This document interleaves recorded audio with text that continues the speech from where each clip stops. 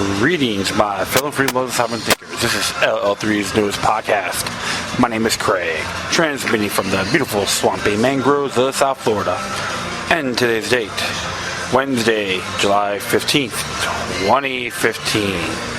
Yeah, so, people are talking, the biggest trend is the nuclear deal with Iran, and just people from different sides are going up in arms, and others say, you know what, we need a butt out. However, I'll probably be talking about that a little bit. But first, there's something that's really happening too all over the internet community and alternative media realm. Is actually first one I'll be addressing will be from the newamerican.com, and it's entitled Black Market Profiteering. Planned Parenthood sells aborted baby parts. This was written by Stephen Bias. And so I am going to take it from there as it reads. Dr. Deborah Nucatola, Planned Parenthood's Senior Director of Medical Services, didn't know she was on camera when she disclosed that her organization regularly sells body parts of babies who have been aborted. But an undercover video has revealed the shocking truth. Over lunch, Nucatola told actors who pose as potential buyers of body parts about the gruesome practice. The Center of Medical Progress, a non-profit organization, made a video which reveals the extent of Planned Parenthood's lack of regard for life of unborn children. The actors told Nucatola, who has had a supervisory role nationally for Planned Parenthood since 2009, that they needed the body parts for their human biologics company. Nucatola assured them there would be no problem. We've been very good at getting heart, lung, liver, because we know that. So I'm not going to crush that part. I'm going to crush above, and I'm going to see if I can get it all intact. And to continue on here, Planned Parenthood makes up to $100 per body part. And Nucatola told the undercover actors, I said a lot of people want liver. That is why, she explained, most providers will do this case under ultrasound guidance, so they'll know where they're putting their forceps. At the beginning of each day, Nucatola said she has a huddle with an abortionist who determine which the body parts are the highest in demand. So they can utilize whichever procedure will work best to salvage them. The selling parts of the bodies of aborted babies is a violation of federal law, a felony punishable by death, up to 10 years in prison, and a fine up to $500,000. Nucatola told the buyers that the National Planned Parenthood office has concerns about its legal liability, which is why such things are discussed behind closed doors. Besides, she noted laws are up to interpretation. Another video clip, Planned Parenthood President and CEO Cecil Richardson is seen praising Nucatola's effort in this area. She's amazing, Richardson exclaimed. Dr. Nucatola teaches the new abortionists how to perform the various procedures and carries out her own abortions at a Planned Parenthood clinic in Los Angeles on unborn children up to 24 weeks, 6 months in term. David Daldian of the Center of Medical Progress called what Planned Parenthood was doing a criminal conspiracy. Live Action President Leila Rose expressed similar sentiments. This investigation by the Center for Medical Progress reveals the unimaginable horror that is Planned Parenthood, the exploitation of human life, the cover-up and black market profiteering by America's largest abortion chain is not only egregious and heartbreaking, but exposes how the abortion giant is corrupt to the core. She calls their practices barbaric. The barbarism of Planned Parenthood is not new. Today, it is the nation's largest provider of reproductive health services, performing around 300,000 abortions each year, and its history has always shown the same callous disregard for human life. Tax-funded Planned Parenthood grew out of the American Birth Control League, founded in New York by racist eugenicist Margaret Sanger, who argued that the Aborigines of Australia were just a step higher than the chimpanzees and that they had little self-control. At least, she noted, compared to the normal men and women. She found the organization to eliminate people she described as human weeds. Sanger's pro-eugenics position, in which she supported compulsory sterilization for some individuals she contended should not be allowed to reproduce, remains a public relations problem for the organization. Despite this, the Margaret Sanger Award is still given to individuals of distinction in recognition of excellence and leadership is furthering reproductive health and reproductive rights. Recipients of the award have included President Lyndon B. Johnson, John D. Rockefeller III, Jane Fonda, Ted Turner, and Hillary Clinton, who is running for President of the United States. Ho, how astute of her, right? Dr. Charmaine Yoist, President and CEO of America's United for Life, said the undercover video was shocking, demonstrating the grisly, inhumane business model of Planned Parenthood. She called for the defunding of the organization, arguing the American taxpayer should not be in the business with such callous profiteers. But they are and have been for decades. Planned Parenthood has received federal funding since 1970 when Richard Nixon signed the Family Planning Services and Population Research Act.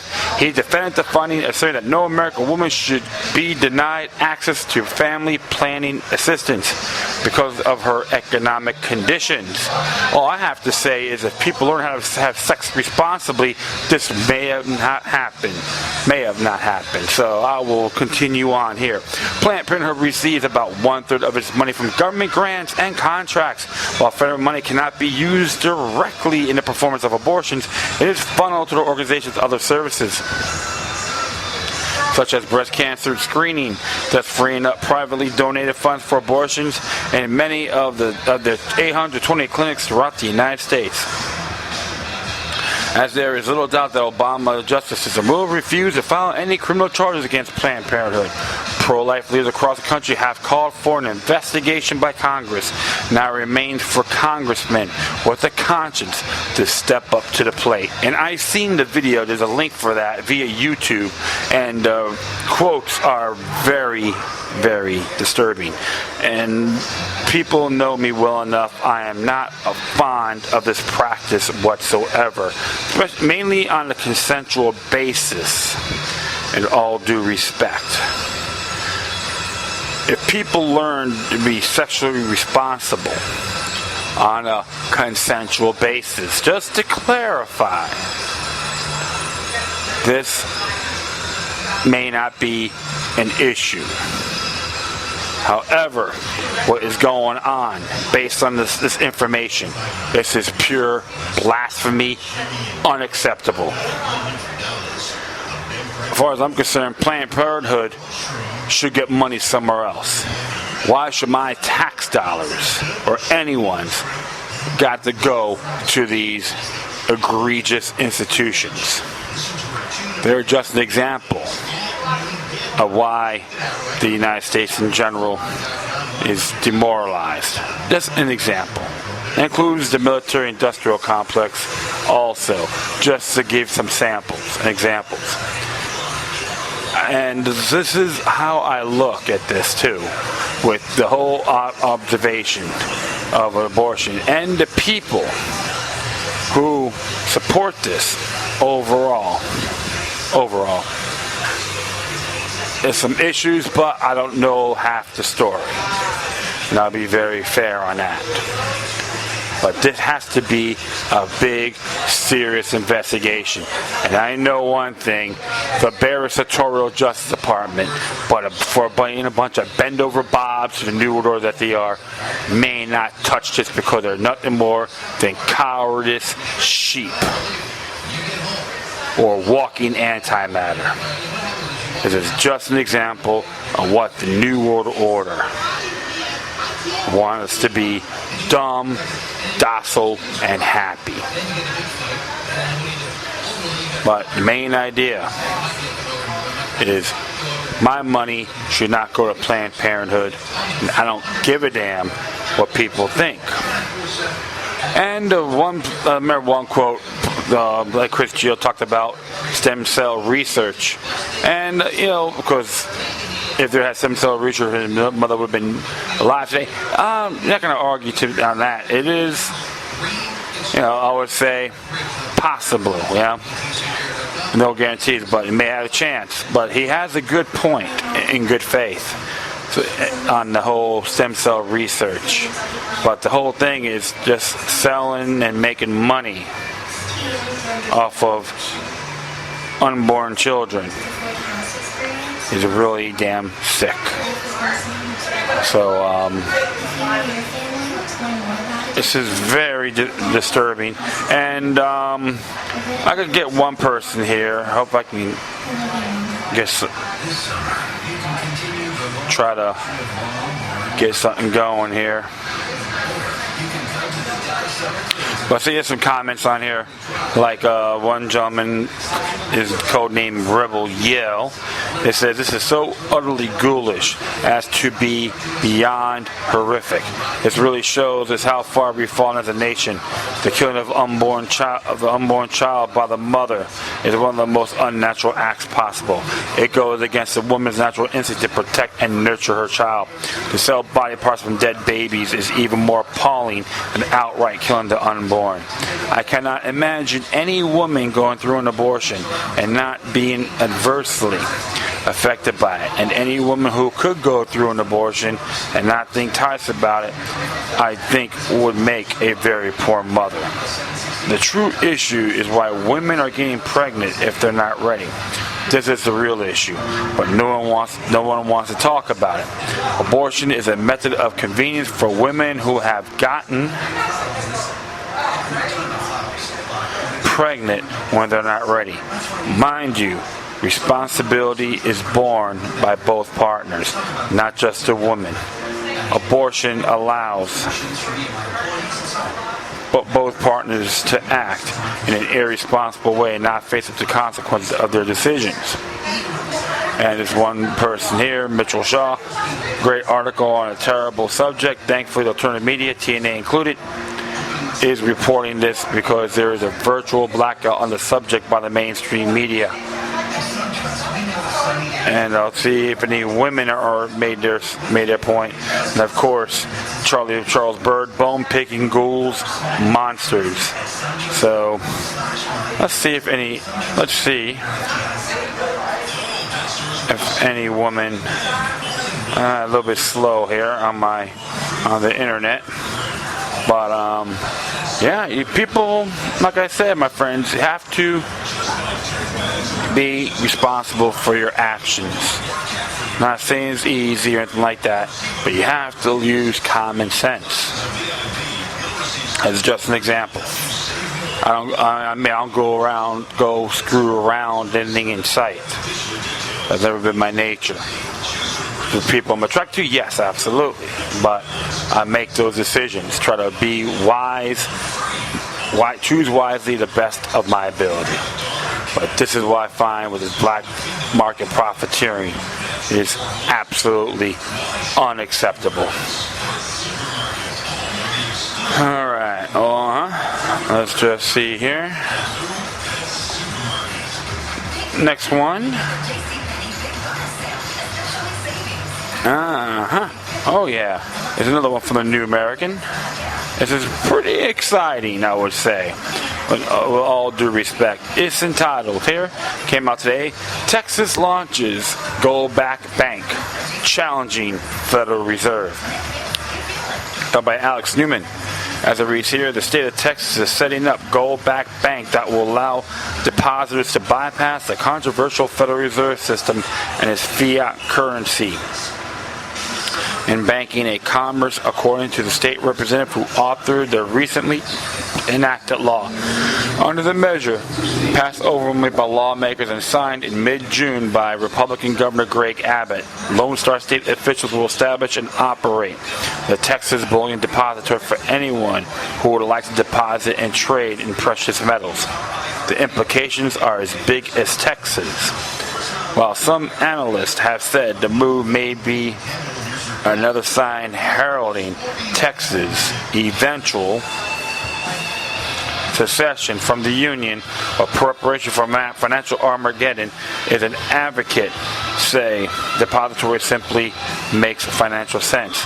Among other benefits, the institution will provide more options to consumers worried of the increasingly troubled traditional banking and monetary system, which is viewed by the public with growing suspicion.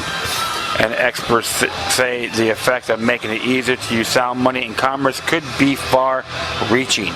Among other immediate effects, the law creating the first level gold-backed bank in the nation, House Bill 483, will involve repatriating about $1 billion of Texas gold from New York.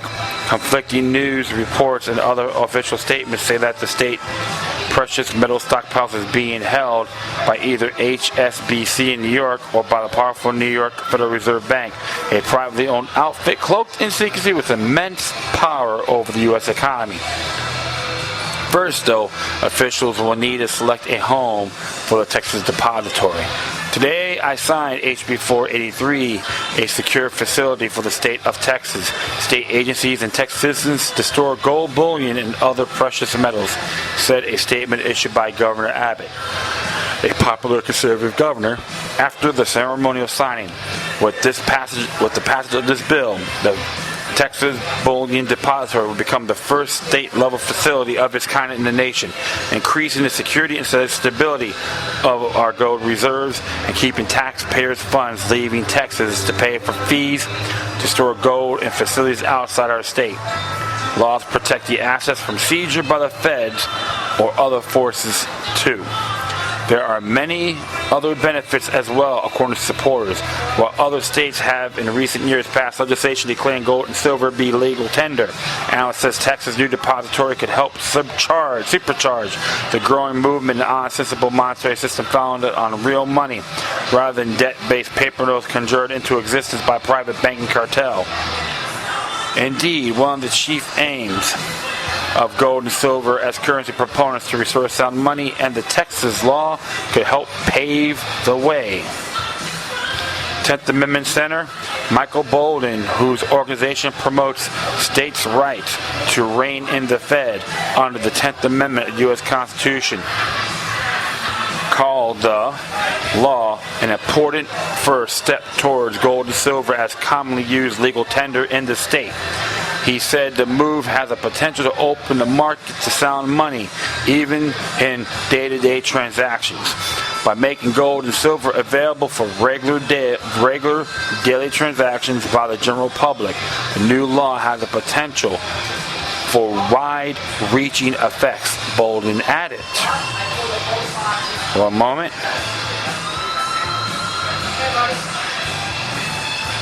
Hold on here. One moment. 10th Amendment Center also highlighted constitutional implications, noting Article 1, Section 10 of the U.S. Constitution prohibits state governments from making anything other than gold and silver a tender in payment of debts.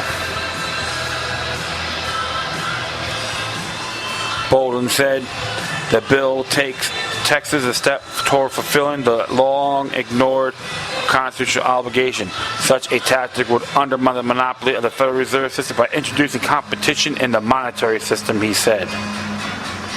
Other experts also highlighted effects. Over time, as residents of the state use both Federal Reserve notes and gold and silver coins, the fact that the coins hold their value more than Federal Reserve notes will lead to a reserve Graham's law effect, where good money, gold and silver coins, will drive out bad money, Federal Reserve notes, explained constitutional tender expert William Green in a paper for the market-oriented Ludwig von Mises Institute. As this happens, a cascade of events can begin to occur, including the flow of real wealth towards the state's treasury and influx of banking systems from outside of the state, as people in other states carry out their desire to bank with sound money, and an eventual outcry against the Federal Reserve notes for any transactions, added Green, who can also testify of the law in his capacity as a private citizen. The new law can also protect depositors from the other side of the present monetary regime. The risk inherited in fractional reserve banking, for example, while still providing the convenience associated with a bank account. Indeed, a depository will engage in many functions associated with traditional banking: the ability to store wealth for safekeeping, the ability to write checks against deposits, to transfer funds, and so on. But in other respects, the institution will function very differently from a traditional bank. For instance, depository accounts will not pay interest according to the law, nor will deposits be loaned out to borrowers under prevailing fractional reserve banking regime. In an interview on the popular True News radio program, state lawmaker behind the law celebrate the way which the institution will operate as a major benefit for potential clients. This is different than the traditional bank.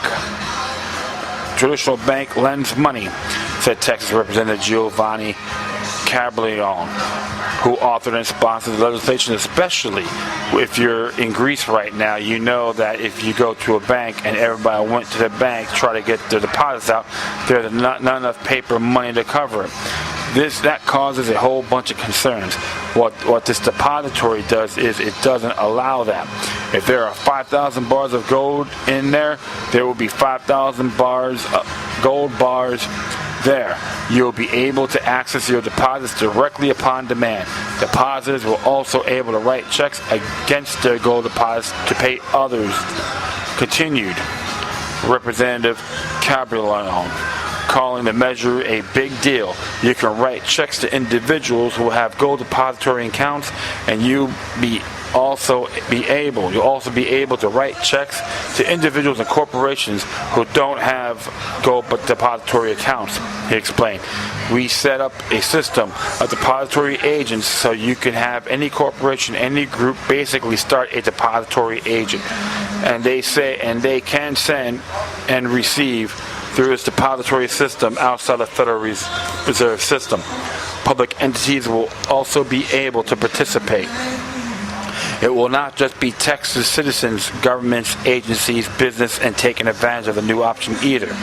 We're not talking Fort Knox, Cabriglione told the Star-Telegram newspaper.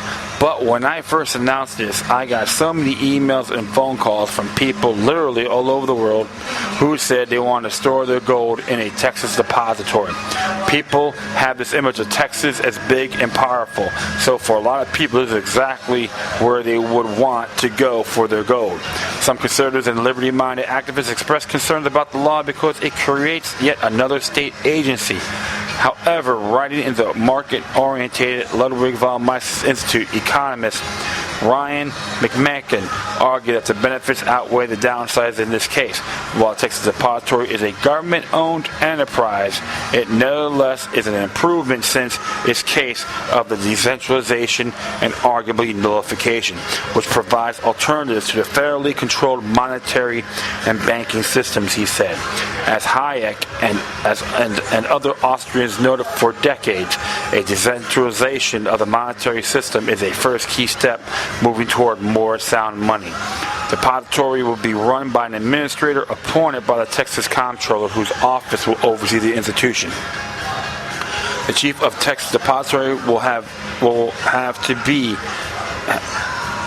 approved by various state executive and legislative officials.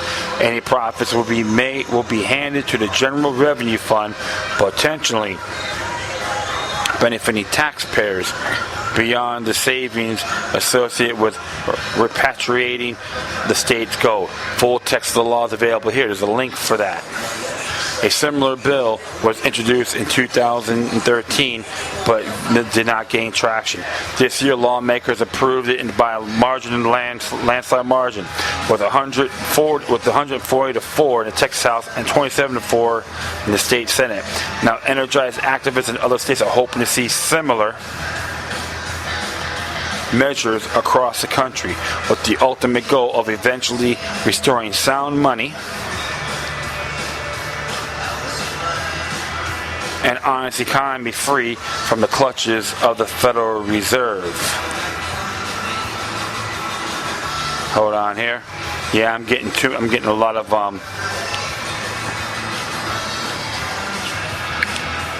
okay. Let's see here. Yeah, so this is real fantastic. This is a real fantastic news here. I'm very impressed that the state of Texas has took the initiative of making this happen. So, like I said, with the ultimate goal, eventually restoring sound money and honest economy free from the clutches of the Federal Reserve. And yes, I am very, very pleased with this.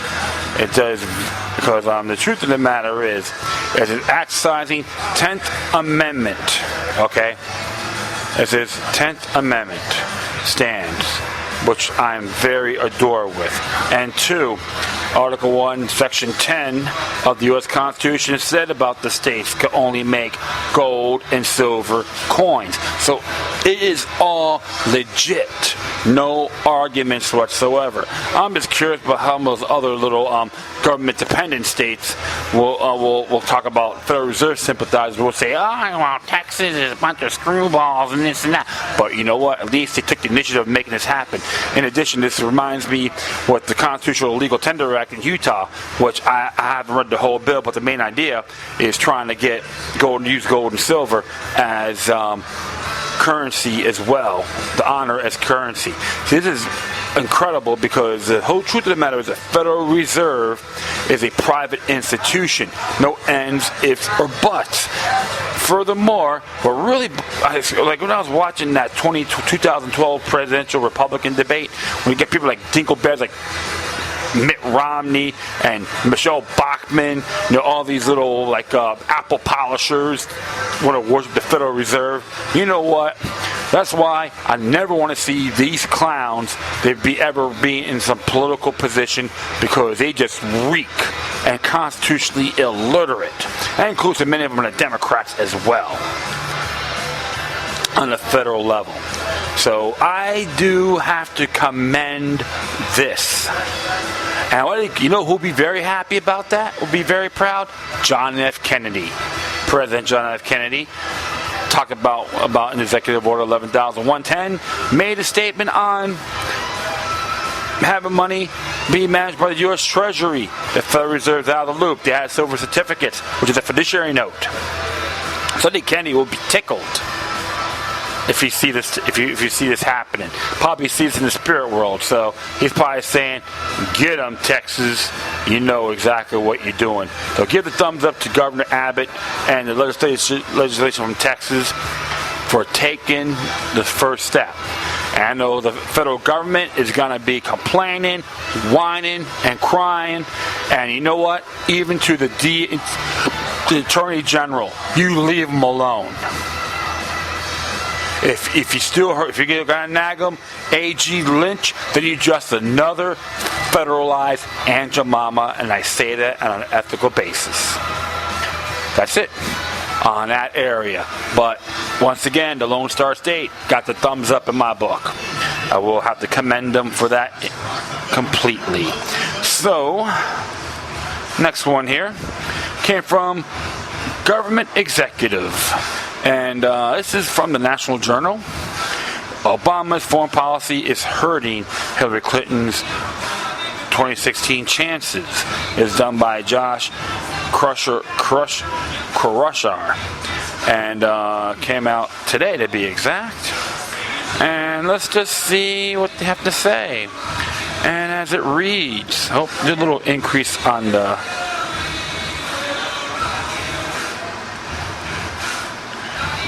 font here. Oops, what the hell? Okay, cool. Yeah, a little bit delay here. I don't know how long I'm going to keep this going. But I'll try to get much as I can and probably do the rest of the time.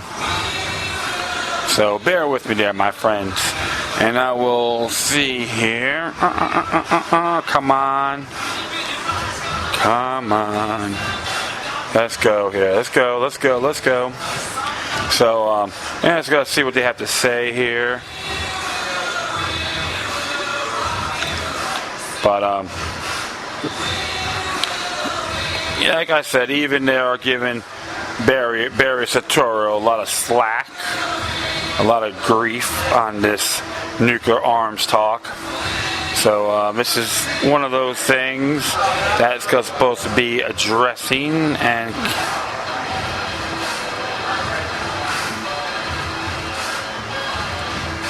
come on, let's get this up here.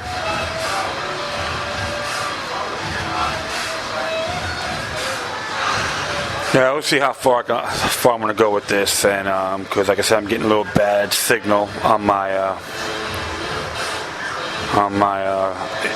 Wi-Fi signal.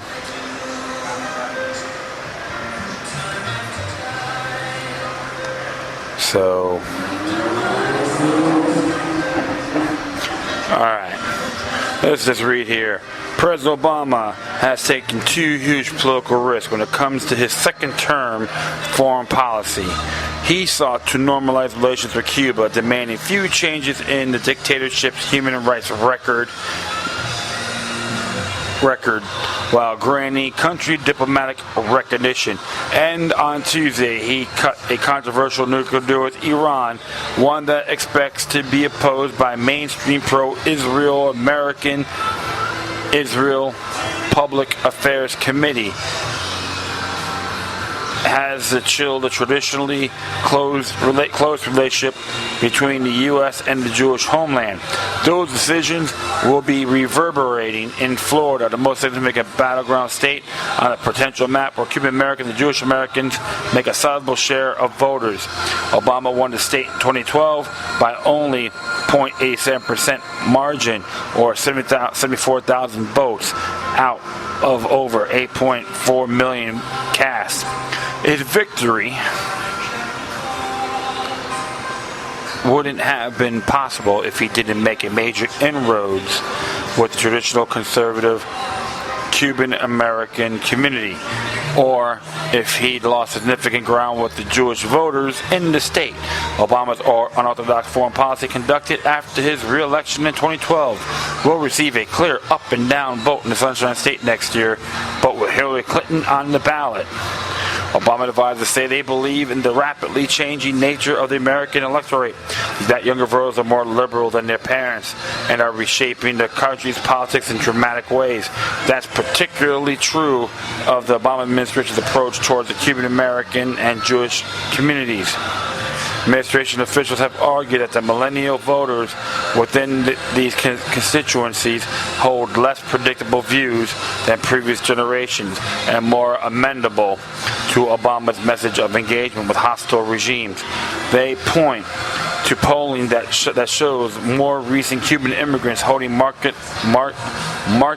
different views about foreign policy than their parents, and the rise of the left-wing alternative like J Street to the traditional pro-Israel advocacy groups reflects diversity within the Jewish community.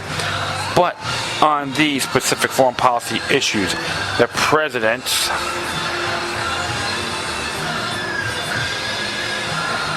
election year rhetoric suggested he didn't. What the hell? Hold on here. Sorry about that, folks. Oh man. Hold on here.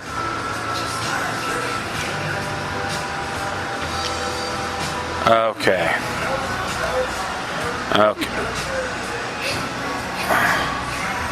Yeah, okay. But in these foreign policy issues, the president's election year rhetoric suggested he didn't actually believe that politics behind Cuba and Iran engagement were in his favor. In 2012, Obama didn't campaign on his second-term policies during his re-election. Instead, he gave a presidential year speech to AIPAC, and which he said he will not hesitate to use force when it's necessary to defend the United States and his interests. During the Iranian nuclear talks, he gave an interview with Israeli TV, arguing that a military solution will not fix the problem. If he thought American public opinion had markedly changed towards engagement with Cuba, his spokesman wouldn't have argued before the 2012 election that Obama has repeatedly renewed the trade embargo with Cuba, pressured the Castro regime to give its people more to say in their own future and support democracy movements on the island. In reality, the argument that he is in line with changing public opinions is a smokescreen for his seismic shift in the foreign policy he has been conducting. It is a clever way to clamp down on opposition to his policies by describing it being stuck in the past. The contrary to the administration's spin that a younger, less hawkish electorate is emerging, there are clear warning signs of a nasty backlash from constituencies that were once either overwhelmingly Democratic Jewish voters or when trending in the Democrats' direction, Cuban American voters. When you look specifically at the groups of Cuban Americans and Jewish Americans who engage closely with the communities, much different picture emerges. Among the relatively small Jewish population, there is a huge gap between the Jews who define themselves as being Jewish by religion and those with more tenuous connections to the community.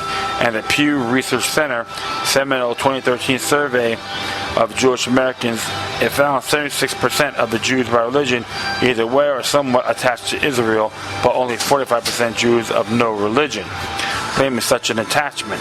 And this former group that has grown more delusioned with Obama's concessions towards Iran in diplomatic negotiations, Obama has been more reliant on the less affiliated Jewish voters. Gallup found that historically low 61% of all Jewish voters identify as Democrats in 2014, a 5-point drop from the party's 2012 election year standing, and a 10-point drop from 2008. Among moderately and very religious Jewish voters, Democratic affiliation now lies in the 50% range. It's a reflection of the Jewish community's institutional agonies over the president's pursuit and now a deal with Iran. The pattern with Cuban Americans is similar. Obama is winning over young Cuban American voters, but many of them aren't registered to vote.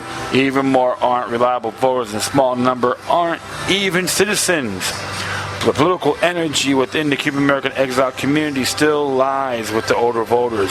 Obama made inroads with the Florida Cuban vote primarily over his message on the economy, not over engagement with the Castros. To underscore the point, look at the gap between registered and unregistered voters in the 2014 Florida International University poll, often cited by supporters of the Cuban engagement. Among those registered to vote, 51% supported the embargo, while only 43% of those unregistered did. A whooping 83% of unregistered Cuban American voters supported diplomatic engagement, while only 55% of the registered voters did so. Narrow the screen to the most likely voters, and support for Obama's preferred policies diminishes the more. The impact of those Cuban Americans who aren't playing a role in the political process has inflated the level of support for Obama's approach. It's acting to the Democrats who claim that Texas will be an emerging swing state. Before recognizing the Hispanic voters, they're courting ardent interest in voting. One telling sign that it isn't well with Florida Democrats came from the Democratic National Committee's own chairwoman, Debbie Wiseman Schultz, who is closely attuned to the political sentiment among both key Florida constituencies. Wiseman Schultz's heavily Democratic Broward County District contains one of the largest Jewish constituencies in the country and a sizable Cuban American one. She's been remarkably quiet about Obama's Iranian diplomacy, knowing the ground wells of the opposition from her constituents.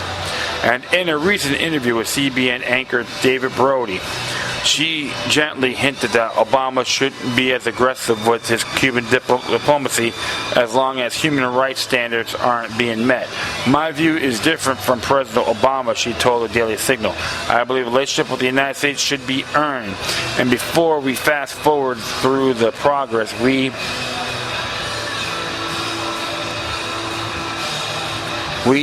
like to see. Come on, we like to see. Come on, where is it? There. We'd like to see, perhaps, we should make sure that some of these human rights concessions are secured prior to moving forward.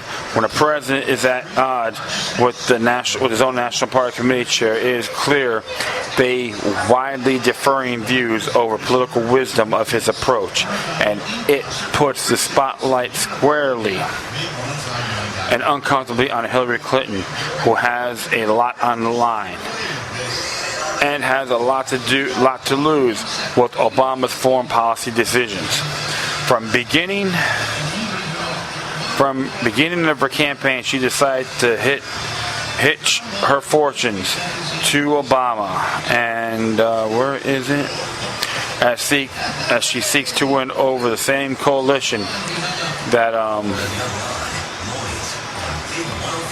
hold on here. Cautiously embrace, but she decided to hitch her fortunes to Obama as she seeks to win over the same coalition that brought him to office. Clinton cautiously embraced Obama's nuclear deal with Iran, based on what she knows now, even as strong supporters of Israel within her party have remained conspicuously non-committal. She's backed Obama's Cuban diplomacy, though she hasn't aggressively advertised it on the campaign trail. Both of these issues, she's chosen to speak softly without carrying a big stick. Regarded as a hawk when she represented New York in the Senate, Clinton doesn't want to alienate major donors or reliable supporters needlessly over the president's Middle East policies. But she clearly doesn't want to gratuitously poke Obama in the eye, given how reliant she is. Hold on here. Right there. Okay, but she clearly doesn't want to gratuitously poke Obama in the eye, given how reliant she is on this coalition support and energy to win the presidential election next year. If she's remained wedded to Obama's approach, any political backlash would begin in Florida, which in turn could determine the presidential election. Two of her leading GOP opponents hail from the state, and both are stalwarts towards supporters of Israel, deeply skeptical of Obama's Iran deal and outspoken critics of Obama's Cuban policy. The political outcome in Florida may not just determine the next president, but the outline, the foreign policy direction the United States will pursue after Obama is no longer at the helm. Alright, this is pretty interesting here, and like I'll be very honest, I haven't really read the nuclear deal James Carey did with Iran, so I can't really make any judgment. But some people have their strange views, and you got to look at James Carey himself. He is nothing more than a Council of Foreign Relations stooge, and he's another bellboy to the One World Order. So you have to really examine this a lot more deeper than what it is. But people are going to have their concerns. All right, and they want these sanctions. People out there want sanctions. They still want the sanctions in Iran and Cuba. And to be, with all sincerity, sanctions is just a declaration of war, plain and simple. Like these countries or not. I'm not fond of their form of government myself. I don't trust those bastards either, like I do Washington, D.C.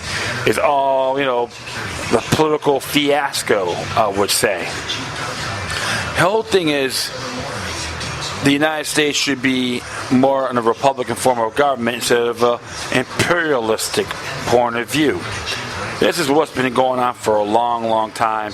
So, and we're accustomed to these sanctions, attacking countries and invading nations, which is totally irrelevant, supporting illegal wars without doing any constitutional form of declaration. And, Hillary Clinton's trying to back off because she knows Obama is a real streaky, corrupt character. And I digress. As far as I'm concerned, you have to look at the United States' best interest, not no other foreign nations. It's okay to have alliances, don't get me wrong, but having other nations, and even APAC, is nothing more than a wall. The United States need to get out of APAC. It's like the United Nations as well. But this is how I see this. I can't really make any judgment, but I'm not really too keen with President Obama. Because remember, credibility is the best policy. I'm definitely going to add the documents to that as well. So I guess that's gonna be really it. I know it's pretty short because right now I have too many delays on my signal, which it really blows because I don't really want to crank out a lot of these articles, but I may do it in another time. However, thank you for everyone for listening. Please share. You can download and share this throughout your social media network. If you have any questions, recommendations, compliments, criticisms, love letters, hate letters, or you want to send me some information that's interesting, but please always use things with decorum. You can hit me on Facebook, Twitter, Google+, Spreaker, iHeartRadio. You can send your comments there, or you can email me at LokiLuck3, which is all together, number 3, which is all together at gmail.com. Or you could hit the Spreaker page and you get all the information from there. Okay. Once again, I thank you for your time. Plus, always remember that the demoniac resistance is healthy for the soul and can liberate humanity. Until next time, take care of yourselves, keep on spreading the love, and may your guardian spirits be with you.